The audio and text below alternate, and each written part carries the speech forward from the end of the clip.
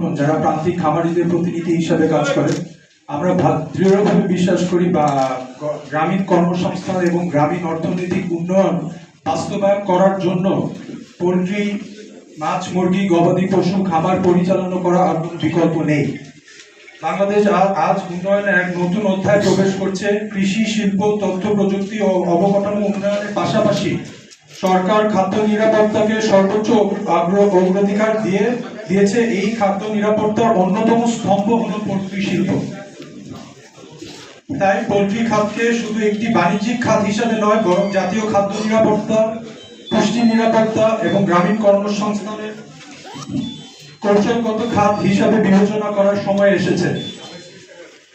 প্রিয় উপস্থিতি, আমাদের অভিজ্ঞতা বলে কৃষি ও প্রাণী সম্পদ খাতের বিভিন্ন সরকারি উদ্যোগ থাকলেও অনেক সময় নীতিগত সমন্বয়ের অভাবে প্রত্যাশিত ফল পাওয়া যায় না।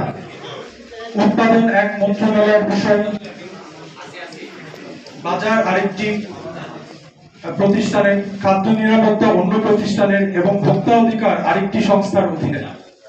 ফলে সিদ্ধান্ত গ্রহণ ও বাস্তবায়নের মধ্যে সমন্বয়ের ঘাটতি তৈরি হয়।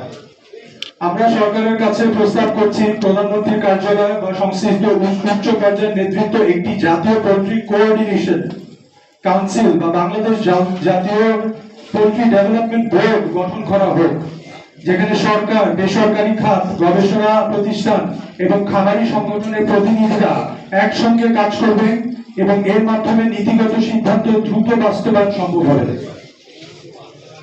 সম্মানিত সাংবাদিকবৃন্দ, বাংলাদেশ এখন মধ্যম আয়ের দেশ থেকে উন্নত অর্থনীতির পথে এগিয়ে যাচ্ছে। এই যাত্রার উৎপাদনশীল কৃষি ও কৃষিভিত্তিক শিল্পী আরো শক্তিশালী করতে হবে। আমরা বিশ্বাস করি পোল্ট্রি শিল্পকে কৃষিভিত্তিক শিল্পের মর্যাদা দিয়ে দীর্ঘমেয়াদী নীতিগত সহায়তা প্রদান করা উচিত। জাতীয় বাজেটের কৃষি, খাদ্য নিরাপত্তা, কর্মসংস্থান এবং সামাজিক সুরক্ষাকে যে গুরুত্ব দেওয়া হয়েছে তার বাস্তব সুফল পোল্ট্রি খাতেও প্রতিফলিত হওয়া প্রয়োজন। বাজারের প্রত্যক্ষ সফলতা তখনই আসবে যখন বরাদ্দ কার্যকরভাবে বাস্তবায়িত হবে এবং উৎপাদক পর্যায়ে পর্যন্ত পৌঁছাবে। আমরা দাবি জানাই, কৃষি মতন ছোট ও মাঝারি খামারি বিদ্যুৎ বিলে শুধুমাত্র ট্রেড লাইসেন্স, জাতীয় পরিচয়পত্র, প্রাণী সম্পদ অধিদপ্তরের নিবন্ধন এবং বাংলাদেশ পোল্ট্রি ইন্ডাস্ট্রিজ অ্যাসোসিয়েশনের মেম্বারশিপ ফর্ম এর মাধ্যমে ওনাদের রিবেটটা ওনাদের যে প্রাপ্য রিবেট ওনারা যেন পেয়ে যায়। কারণ সাধারণ খামারিদের পক্ষে অন্য ডকুমেন্ট জোগাড় করা কোনোভাবেই সম্ভব না। রিবেটের পাশাপাশি আমরা স্বল্প সুদে ঋণ এর ব্যবস্থা করার দাবি জানিয়েছি ব্যাংকারদের।